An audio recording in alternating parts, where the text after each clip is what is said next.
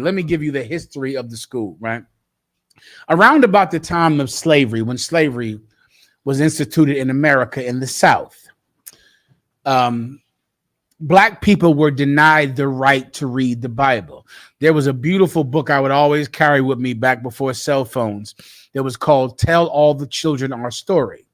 In this book, there was an account of a slave woman who read the Bible, and she was found to be reading the Bible.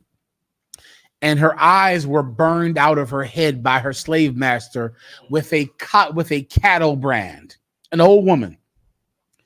And because she was found reading the Bible. And in the book, she said, my eyes were burned out when I read the Bible, but it's okay, daughter. Just tell all the children my story. Tell them what happened to me. Many of you know that slaves were not allowed to read. But of course, they don't tell you the whole story. Benjamin Banneker built Washington, D.C. The architects of America were slaves. They built these cities. So they were allowed to read blueprints. They were allowed to read manifestos. They were allowed to read shipping reports when the goods came in from ships. And they were allowed to read to make the inventions that they made. What people don't tell you is that slaves were allowed to read anything that benefited their master.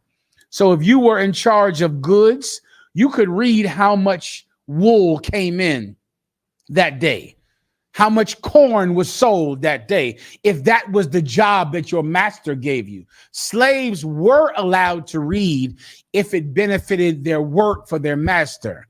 But the one thing that a slave was not allowed to read was the Bible. It happened when Nat Turner's rebellion happened. Nat Turner had a rebellion based on Nat Turner reading that the Egyptians were God's enemies because they enslaved the Israelites. When Nat Turner read that, he went and he unalived a few slave masters. Brakathah Yahweh for Nat Turner. Well, our oppressors were so fearful of another Nat Turner's rebellion that they clamped down on previous laws that forbid slaves to read the Bible. That's how this black woman's eyes were burned out of her head when she was found reading the Bible. Well, when that began to happen, all black people could do was go to church and hear about the Bible. But certain slaves who knew how to read manifestos and blueprints and shipping reports would use their skills to read the Bible. And they read Deuteronomy. They read Exodus. They read that. But they were so fearful of the repercussions that they would read it in caves at night.